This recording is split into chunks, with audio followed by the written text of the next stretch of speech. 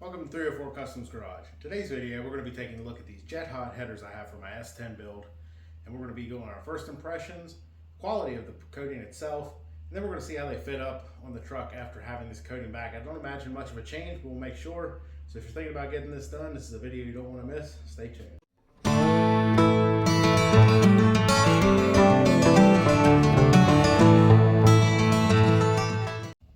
Okay, so here are my JetHot headers. These are Hedman Fenderwell headers for S10s.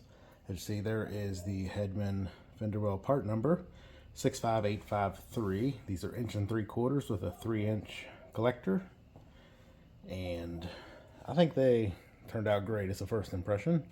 As you see, I did make the extension to loop it under, so I do have a video on this too. If you haven't seen it, stop, hit the like, subscribe button, go back and watch that video, and come back and finish this one before we get too into it. Or you could just watch this one and then go back and check that one out too.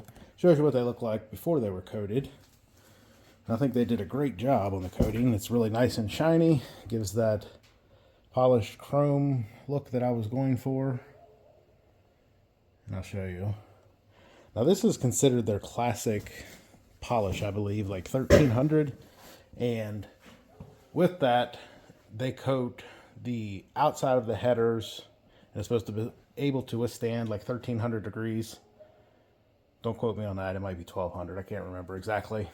Anyway, I think it looks great. Of course, it's not going to hold up to a super high heat, but that's getting pretty toasty. And I've seen these on a lot of cars that have a lot more powerful engines and even racing applications, and they don't seem to have any problem with this. I don't know how long it'll hold up with extended heat durations, but for what I'm doing, I think this will look great. Take a look here on the inside now. Okay, so this is another advantage that I think that you get with JetHot, and they know they did not pay me to say this. This is just my first initial impression, is that outside of the coating on the outside, they actually do it on the inside as well, which I believe is supposed to help with the heat soak and corrosion resistance by doing both inside and out. That to me will be wonders. If you're like me, I can't stand the look of rusty headers, and the coating is just silky smooth. It's so smooth compared to like if you painted this. It doesn't even feel the same. So that's the headers. Of course, this is the driver's side one. I need to get the passenger one out of the box. I'm not sure what that is. Maybe a part number from them. But that's them. If you have any questions, let me know in the comments. If you have a set of coated headers, let me know in the comments as well what you think in your first impression. So I'm going to grab the other one out of the box, find the bolts for these, let's put them on the truck and see how they fit. Driver's side is on. I still have to put the passenger side on. We'll do that here in a second. But just to give you a quick glimpse of what they're looking like here, I think they look great. What do you all think? Let me know. But I honestly want to say, and something I didn't think about while doing these is I honestly don't think you could get these off with the fenders on. So they're Fenderwell headers, but that means they're in the fender. And then even with the exhaust wrapping up underneath the cab like I have it, I don't know how you would get those off with the fenders on, because you think about it, the fenders are going to be here where these bolt holes are. That's really close. You can drop it down some. It might come off. Take the tire and stuff off. I don't know. We'll see. I didn't think about that. I don't plan on taking them off either unless something happens to the motor when it's time to pull the motor for something different later down the road. So let's jump in here, put the other side on, then we'll take a look at it. And then also, just to mention, we're going to put the steering shaft on and see how it clears as well. Okay, so before I start, here is the information on these particular header coatings that I put on these Hedman Fenderwell headers. You can pause the video and watch that if you'd like. Basically, it just describes what they do, temperature rating, and then it tells you like what they can coat on certain metals with this coating. Have any questions? Let me know in the comments. So let's take a look at these headers. Both headers are on now, driver's side and the passenger side. They look great, as I expected. Really make the engine pop. I think it'll look really nice once I get the fenders and hood and stuff back on. A nice paint job on this truck. First impressions, they look great. Shiny. Hopefully that holds up as it's claimed to be.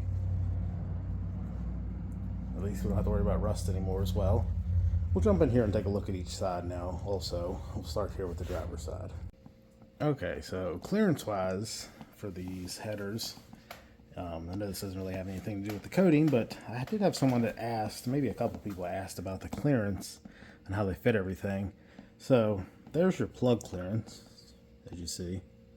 Definitely not going to have any problems changing the plugs. Shouldn't be too bad to get to them at any point. Even the very back one is accessible underneath. Might have to snake your arm down in there, but you can definitely get to it, or maybe from up underneath. No issues. Steering shaft. Now this is a Hooker Blackheart steering shaft that I'll be using. I just have it on here right now. I'm not going to install it yet. I need to mess with the steering and the front wheels some before I set all that up. Of course, we're going to pull the dash still as well. But there's plenty of clearance there. It's not touching anywhere. This is the Hooker Blackheart steering wheel for a first gen S10. Of course, I just have it setting on there right now, but definitely not going to be any issues there either. The only places on these headers that it's close to touching are right here on this massive brake booster. Right here. You can see that. But it's not touching. You have a small gap there. And then also down here on the frame, it's really close to that brake line. I already knew that because I did fit these up when I was doing the collector extensions that wrap underneath the frame. That's why it has that heat shield on it. But it's close, should be fine there. If not, then maybe I can move the brake line in a little bit more to get it a little further away. Don't see any fitment issues. And then of course, we got it where it snakes underneath the cab. So that's the driver's side. Now let's jump over here and take a look at the passenger side. Okay, so for the passenger side, same thing. Plenty of plug clearance. As you see, it's really not even close anywhere there. I believe all the plugs would be easily accessible. Starter as well. And up here, it's not touching the dipstick. As you see, all the plugs are pretty easily accessible. So there's the rear plugs, two middle, the front. It's not really touching anywhere. Plenty of clearance. And then if it just follows the curve of this box, heat box, the only place that it's really close on the passenger side are this little, I think it was the inner fender mount, which I may need to cut that off or bend it. I don't want that to hit there, but we're not going to be running any inner fenders on this truck for weight purposes. So that may need to go. And then of course down here, you can see it's a little close on the brake line tab, trying to get that to focus. Here it's a little close, but like you see, I have a whole finger's width. That should be fine as well. So that's the passenger side. So let me know what you think. Do you like them? Do you don't? That's any clearances? Yeah, let me know in the comments and I'll show it to you in another video. But that's the fitment of these. I think they look great so far. So we'll see how they hold up.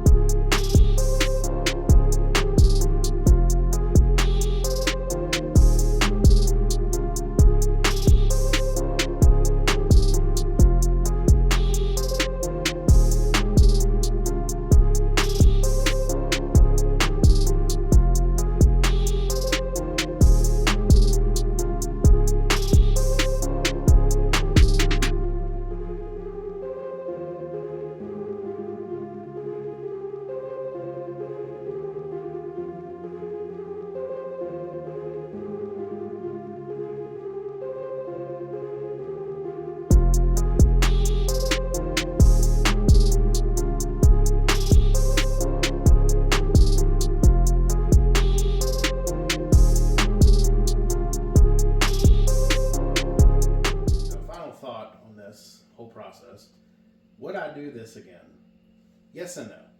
Yes, because of the added protection it gives the metal, the look, and the really makes everything look a lot better under the hood, not having rusty headers or paint that's peeling off. But the downside of that is the cost, and then more of how I put the headers on, wrapping them under the frame, and it's going to be their difficulty getting them off. Should something happen to this motor, of course we could always just unbolt them from the motor, pull the motor out, then maybe the headers will come out a little easier too, but I still think that's going to be a real challenge having under the frame headers the way that I did it, and not having detachable closer to the frame on the outside, so you could just pull them straight up through. If you have any questions, let me know if you would do that with your headers. The other downside, like I mentioned, would be the cost. Downside to that was these were probably $700 or $800, I believe, to have coated because of how long they are. I think that's how they judge it, plus the shipping. And the shipping, these went to North Carolina, I believe, and of course this is in West Virginia, and it was still that much. That's not including the price that I already paid for the headers and the 90-degree elbows. So you got to factor all that into that too. Like I said, I would probably do it again, but I would plan it out a little differently, and maybe even do it on some different parts in the future, which we won't discuss yet. But for now, it's going to be like how it is. Hope you like it. If you have any questions, let me know in the comments. If you want to hear this thing start up soon with these new headers on it as much as I do, hit that like button, and please subscribe to the channel. Helps the channel. We have a lot more content to come, a lot more to do, and hopefully get this thing on the road eventually. I'll see you next time. Thanks for watching.